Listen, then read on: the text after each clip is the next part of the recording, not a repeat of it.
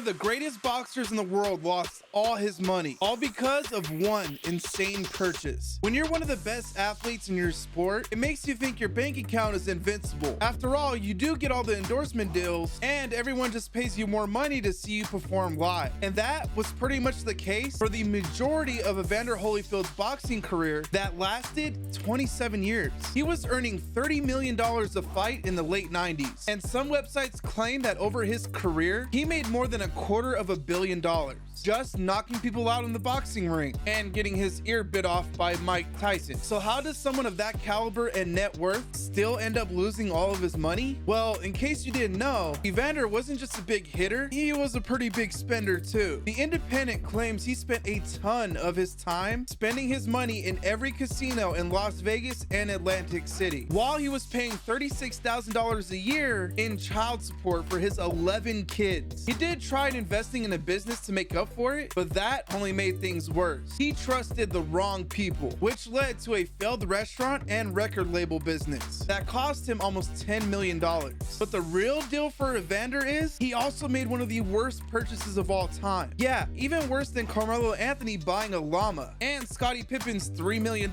jet that couldn't even take off the runway. It's actually his 54,000 square foot home in Georgia that he bought in 1998 for $20 million.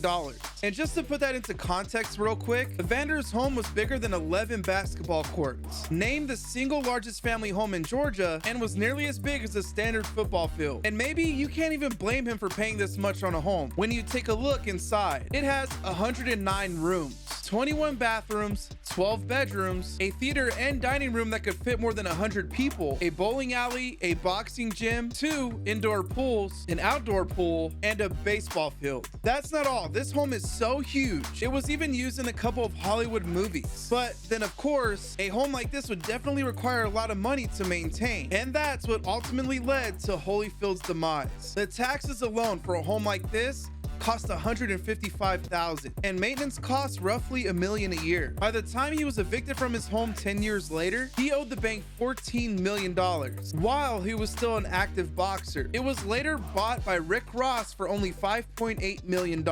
These days, Holyfield lives in a 2-bedroom apartment and makes around $80,000 a month from TV appearances. His life may be nowhere close to what he used to have, but at least he's still finding a way to make up for one of the worst purchases of all time.